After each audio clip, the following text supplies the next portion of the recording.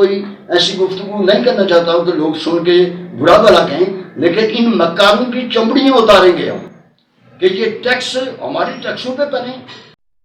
اس وقت میرے ساتھ سردار امین شاہد صاحب موجود ہیں، بالاکوٹ پاچوٹ کی دھرتی کے وہ ستارے ہیں جو آج تک عمر کے اس حصے میں بڑی بڑی تحریکوں کا حصہ رہیں گے۔ میں آپ کو خوش آمدید کہتے ہوئے جناب پوچھنا چاہوں گا کہ آج کل آپ کی کیا مصروفیات ہیں؟ بسم اللہ الرحمن الرحیم۔ ندیم صاحب بہت شکریہ کہ آپ نے یہ ٹائم نکال کے مجھ سے گفتگو کرنی چاہیے۔ تو میرا آج بھی تعلق جو ہے وہ جموں کشمیر نیشنل عوام پارٹی سے ہے، اور میں سابقہ ڈسٹرکٹ چیئرمین بھی ہوں ضلع پونچھ کا۔ تو پاچوٹ کے اعتبار سے آپ کو پتا میرا جو گھر ہے وہ سرگورہ میں ہے۔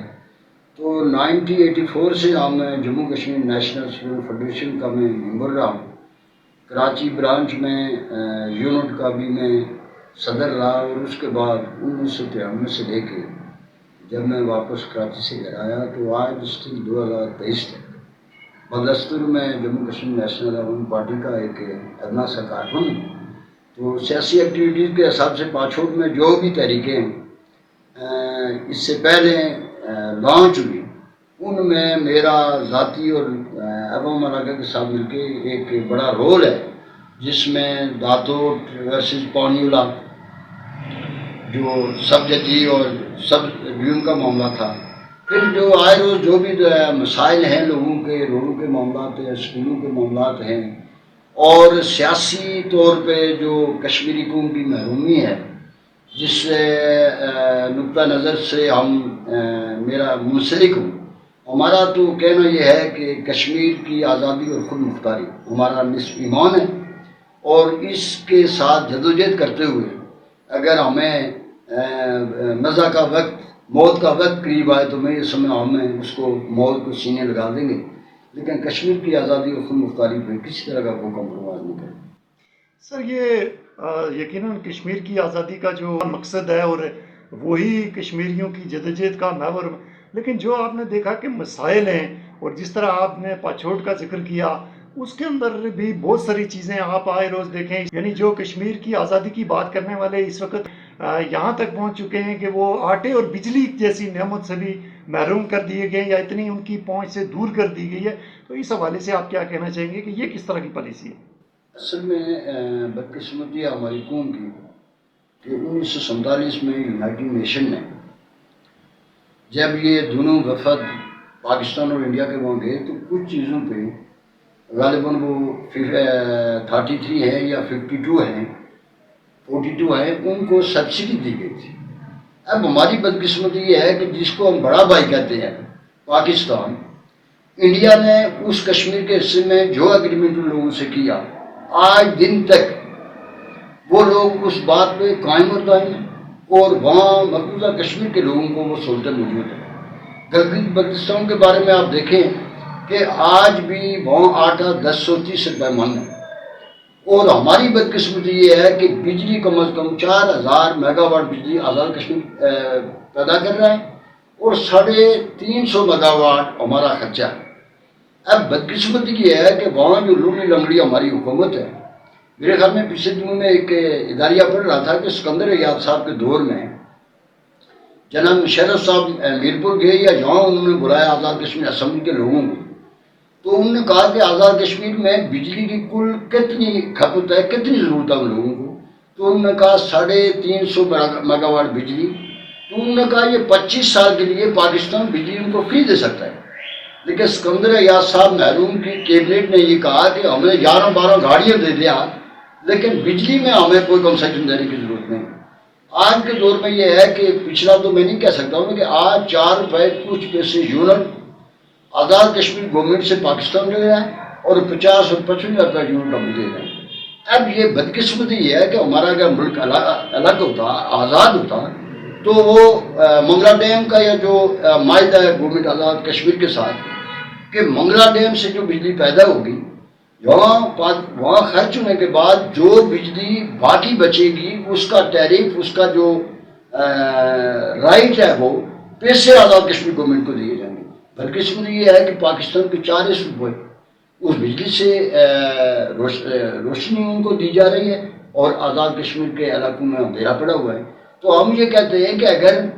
کوئی سلسلہ بنتا ہے ہمارے لوگوں کو بجلی کیوں کہ جس پاکستان کی جس صوبے سے جو چیز نکلتی ہے پہلے اس صوبے کو دی جاتی ہے. یہ کوئی طریقہ کار نہیں ہے. 1973 کے آئین کے تحت بھی کشمیر یہ جو متنازع ہے وہ آزاد کشمیر کا جو خطہ ہے وہ پاکستان کا حصہ نہیں ہے. ہم اس پہ زور دیتے ہیں کہ جو متنازع علاقہ ہے وہاں یہ جو انہوں نے ٹیکس لگائے ہیں آپ کی کہ بجلی کے ٹیرف جو ہے وہ لاہور سے وہ ان کو ہم پہ مسلط کیا جا رہا ہے.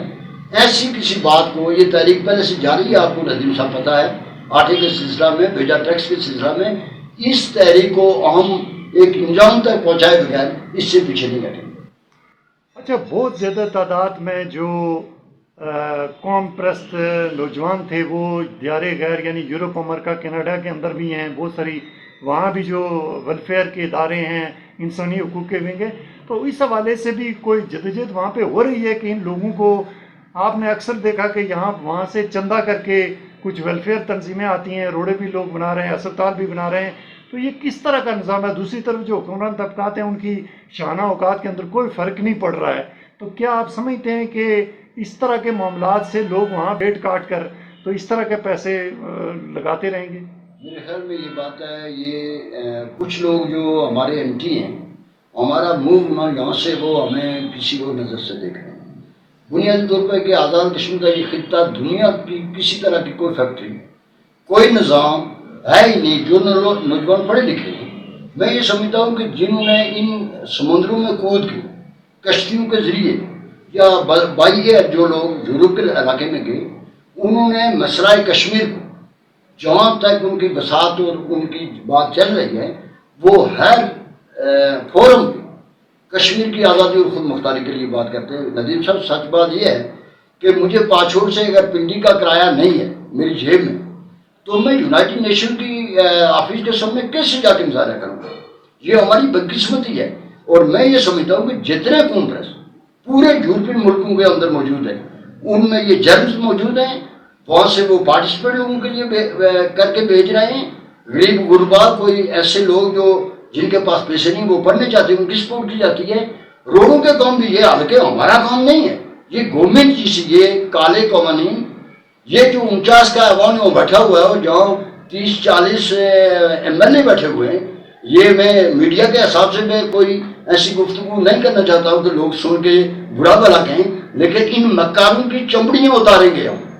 کہ یہ ٹیکس ہماری ٹیکسوں پہ بنے. ان کے لیے لینڈ کروزر گاڑیاں ہونی چاہیے, ان کے بچے امریکہ اور یورپ پر جان پڑھنے کے لیے, اور میرے جیسے آدمی کا بیٹا یا بھائی اگر یورپ چل جائے تو انہوں نے پیچھے سے وہ ایک لنگ لگائی ہوئی ہوتی ہے. میں یہ سمجھتا ہوں کہ ان لوگوں نے بربت یہ فیصلہ کیا. اب وہاں انگلینڈ میں ہیں, امریکہ میں ہیں, اسپین میں ہیں, بیلجیم میں ہیں, جہاں بھی ہمارے لوگ ہیں, وہاں جو پاکستانی سفارتخانہ ہے, انڈین سفارتخانہ ہے, وہ بھرپور وہاں احتجاج ریکارڈ بھی کر رہے ہیں اور اپنی بات کر رہے بھی ہیں. کوئی پیغام دینا چاہیں امین شاہد صاحب کہ کیا اس نوجوان جو نئے آپ ظاہر ہے عمر کے وہ اس سے شروع ہو گئے, نئی نسل ہے, اس کے لیے کوئی پروگرام؟ سر ان کے لیے یہ میرا پیغام ہے نوجوانوں کے لیے کہ وہ ہسٹری کشمیر جو ہے سچ لکھا ہوا ہے یا جھوٹ لکھا ہوا ہے اس کی اسٹڈی کریں, اور جدید جو دور کی جو تعلیم ہے اس سے آشنا ہونا بہت ضروری ہے. اگر ہمارے لوگ بچے پڑھے لکھے ہوں گے, بنیادی طور پر یہ میں انٹرویو دے رہا ہوں آپ کے ساتھ, یہ جو موبائل ہے نا یہ وبال جان بن گیا ہمارے نوجوانوں کے لیے. اگر یہ جائز کسی بات کے لیے استعمال ہو تو میں یہ سمجھتا ہوں وہ تو نالج بڑھے گی, لیکن بدقسمتی سے بچے 2-2, 4-4 گھنٹے رات کو 12-1 بجے تک موبائل پہ رہتے ہیں, اور صبح ان کا ٹائم ٹیبل اٹھنے بیٹھنے کا کوئی معاملہ نہیں ہے, اور ایک عالمگیر سازش کے تحت ہماری نوجوان نسل کو تباہ کیا جا رہا ہے تاکہ یہ تحریک آزادی کشمیر سے واقف بھی ہوں. اور جو لوگ مجھ سے سینئر میرے دوست جس پلیٹ فارم پہ ہیں, میں نوجوان سے گزارش کروں گا کہ وہ پڑھ کے اس پلیٹ فارم کو اپنائیں تاکہ آنے والا جو وقت ہے ہمارے ملک کی آزادی اور خود مختاری ہماری زندگی اور موت کا مسئلہ